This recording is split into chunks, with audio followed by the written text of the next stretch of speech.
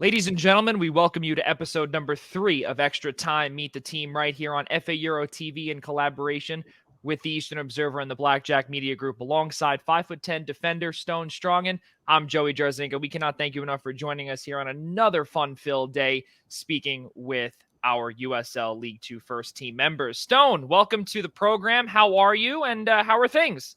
Can't complain. I'm doing well.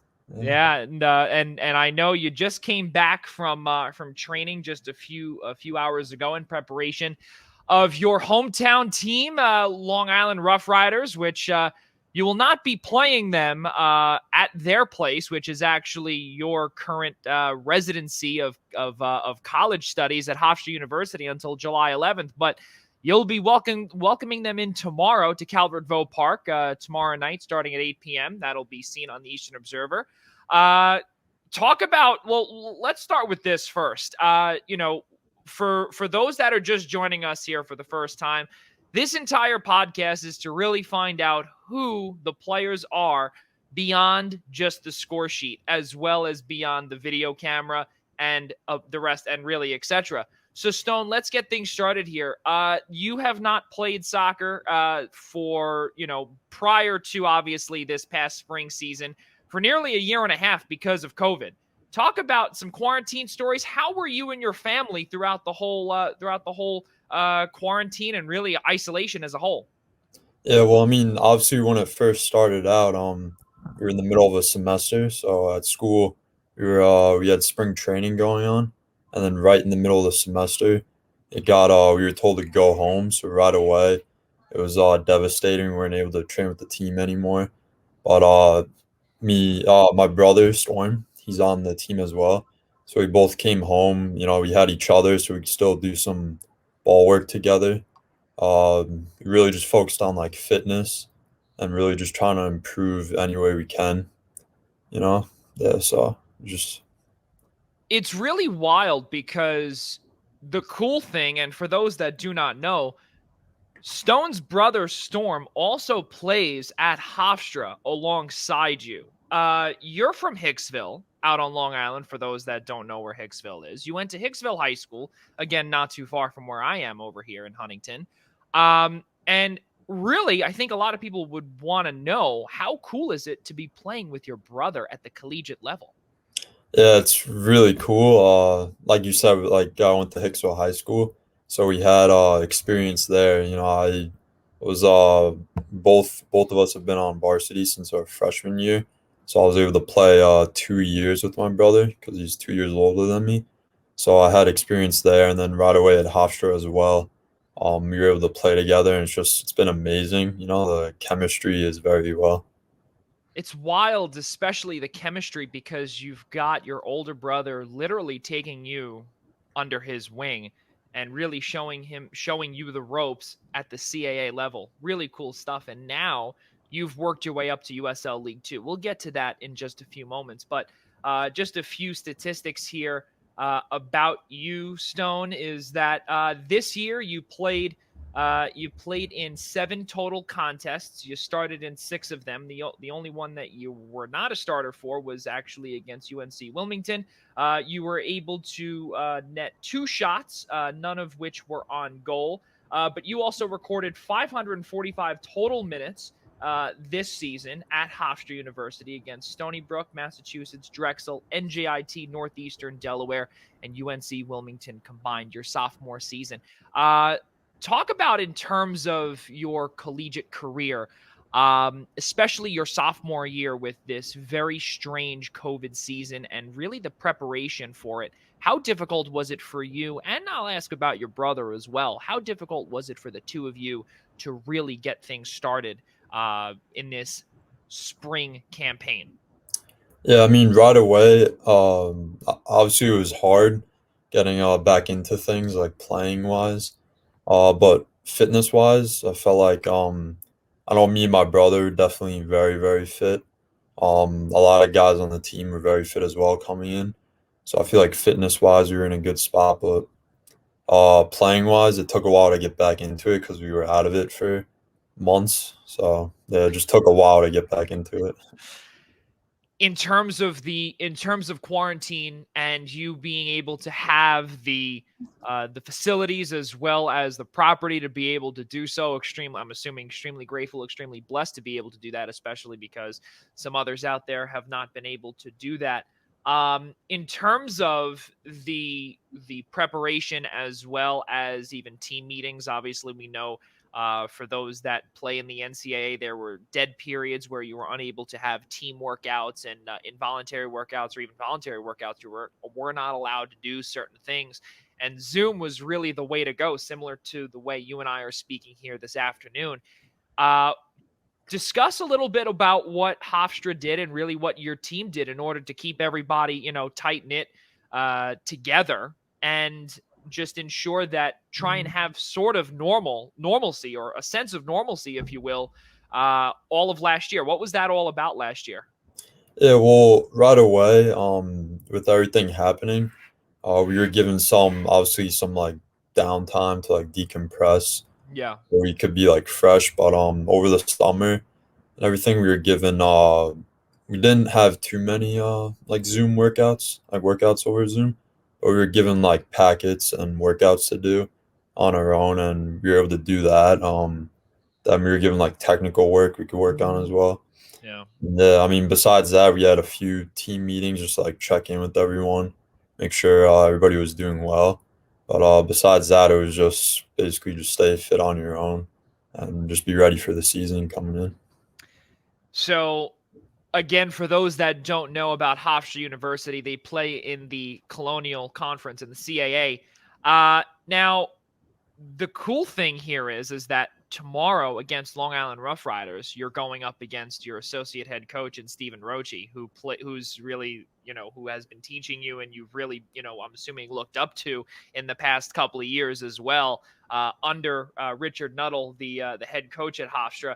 But before we get to tomorrow, though, how did you land with FaEuro? And I think that's what a lot of people want to know, especially when Stephen Roche is the technical director at the Long Island Rough Riders, who, again, you guys are playing tomorrow. Yeah, well, obviously coming out of the college season and we have a quick turnaround in the fall because we're right back in the season. Our coaches want us to keep playing at a high level that was very similar to the college atmosphere. So, just like looking at teams locally, FA Euro is a great choice. I know my coach Stephen Roach like had connections to it as well, so I was able to help us out. And once I went down to like a few practices, and it was a good fit. And from there, yeah, we got a game tomorrow. Just keep going. Wow. Now I'm going to ask you the hardest question of all. What made you join FaEuro and not Long Island Rough Riders? Did you not get an offer from them? What was the deal? Yeah, well, actually, there's an NCAA rule that says if your coach is involved with a team, you can't play on that team during the summer. So obviously that was a factor as well coming into it. Yeah, so Yeah, no, I know that exactly. I'm an SID as well, so I know exactly those rules, and I just wanted to hear it out of your mouth for the folks that are watching at home and really hearing the story about how you got to FaEuro. Really, really good stuff. So really, we've got to thank Associate Head Coach Stephen Roach for that one. Back in 2019, as a freshman, you played in 10 games. You were also named to the Hofstra Athletic Director Scholars Academic Honor Roll. You're a member of the Hofstra Dean's List, fall 2019 and the spring of 2020. Your academics are beyond, up to par. In high school, you played 4 years of soccer, varsity soccer at Hicksville High School. You were named 2017 Nassau Class AA Player of the Year, an All New York State selection as a junior, two-time All Nassau County pick. And you've also been a member of the Eastern New York Olympic Development Program since 2014. All really cool stuff. Now, I want to rewind a little bit, similar to The Last Dance, where everyone watched last year and it would go back and forth, back and forth. But now, how was it that you got into the game of soccer, both you and your brother? yeah, well, I mean, from a young age, we played more than like one sport, but soccer was always there. As we got older, kind of got rid of the other sports, both stayed interested at soccer. Um, Then we started playing like travel. I started out in Hicksville's program. Yep. Then I went over to like East Meadow for a year, and then for a few years I played out in Comac actually, and it was a lot of fun out there. We won a lot of things, and then from there I went to Levittown, and I was actually playing for at the time Gary Book. He was a coach at Hofstra. At the time, I was playing under him. It was a really good team. Learned a lot there, and then as a year or two before I went into college, that team turned into a Long Island soccer club, and Yep. my current coach at Hofstra, Stephen Roach, took that team over with Gary. So it was a good duo there. Learned a lot. So let's move forward here with the USL League 2 season. Your first 3 games, you go 1-1-1. You score a total of 4 points. You came on the wrong side of a 1-0 score against Morris Elite SC in the second road game of the season. FaEuro had a home game, or I guess a quote-unquote home game that was in New Jersey at Central Park, field number 2 at Morris Plains, New Jersey, against FC Motown. You guys were ahead by a score of 2-1, and then FC Motown came back to tie things up, and you guys received a draw, or got the one tie at the end of game number 2 of the season. So through 3 games thus far, 4 points, at number 3 in the Metropolitan Division of USL League 2. Let's talk about tomorrow's contest and really what you've learned throughout the first 3 games at the USL League 2 level. What have you seen that's a little different maybe from the collegiate level as opposed to the quote-unquote or the hashtag Path to Pro that USL likes to promote? Yeah, well, so far what I've seen, at times, the tempo of the game changes a lot. So sometimes it would be really, really fast. Like in college, it's nonstop, very, very fast. A lot of tackles like flying in. Here, it's fast at times, but also it slows down, which is good because it helps us to be able to like keep the ball. And yeah, just I mean, obviously they're different, but overall it's good to have like different styles to learn different things and experience like new styles of play. Your brother plays in USL League 2. You said he plays for Des Moines when we were off camera. Really cool stuff. For you and your brother to be playing at the USL League 2 level, how proud are your parents? Not only that, I mean, how cool is it? Again, and even though that your brother is not playing on the same team as you here, but the two of you are just continuing to improve and improve and improve.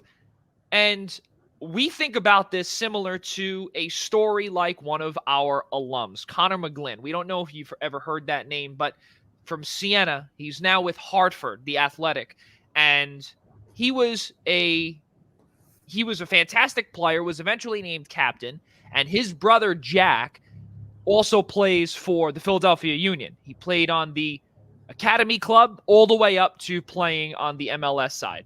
And for you and your brother, it sounds like a pretty good comparison, to say the least, because you guys are on your way to doing that. What's your response to that after hearing something like that, especially when that man, Connor McGlynn, played for the first team for nearly 5 seasons? Could we see you and your brother heading in that direction as well, maybe to USL Championship? Yeah, I mean, definitely if it comes, the opportunity comes, definitely take advantage of it. And yeah, going back to my parents in the beginning there, like every night they're just so excited because Yeah. like, one night I'll be playing, so they watch that. Then the next time my brother's team's playing, so they get to go like back and forth. It's really cool. Yeah, you just are able to really get so much soccer in there, and seeing their children really perform on the highest level or working their way up to the highest level is really cool. So, in terms of tomorrow against the Long Island Rough Riders and a familiar coach that you will be facing off against tomorrow, Calvert Vaux Park will be the location of this. 8 p.m. tomorrow will be right here on the Eastern Observer. It's going to be tons of fun in the team's home opener, or Brooklyn opener, if you will. And you guys sit at 4 points. What was the talk of training today to get set for tomorrow, especially again after that wrong side of a 1-0 score against Morris Elite SC this past Tuesday. Yeah, I mean, obviously after the game earlier in the week, we definitely want to come out and get a result. I think that's the bottom line. And I know in being familiar with a lot of the players on the Rough Riders, they have a lot of college players. And I think one of the big things for us will be defending set pieces and taking advantage of set pieces and corners. So I know if we do a good job there, especially defending them and keeping a clean sheet, we'll do very well against them. And the first 2 games of the season combined 5 goals. And for FaEuro in the last 5 seasons, with the exception of 2019, they would have trouble putting goals up on the board. And the offense now is beginning to click, obviously, in the 3rd game of the season. Not great, 1-0. What do you see in front of you that the team has to do to really be able to put pressure on the defense of the Rough Riders? Yeah, I think we have a lot of talented players, especially on the wings, that are very capable of scoring. I think the last game we just need a little bit more composure in the final third, just like finding that extra pass that puts someone in the goal that they could finish.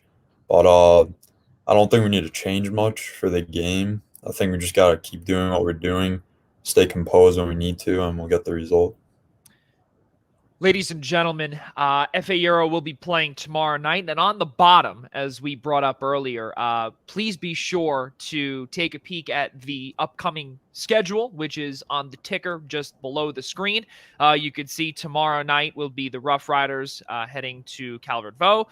FaEuro will be visiting Manhattan Soccer Club at Manhattan College on the 2nd, which is Wednesday, starting at 7 p.m. Then the Westchester Flames will come to Calvert Vaux on the 5th of June, starting at 8 p.m. And then on June 9th, which is also a Wednesday, they will be heading to FC Motown for a rematch starting at 7 p.m.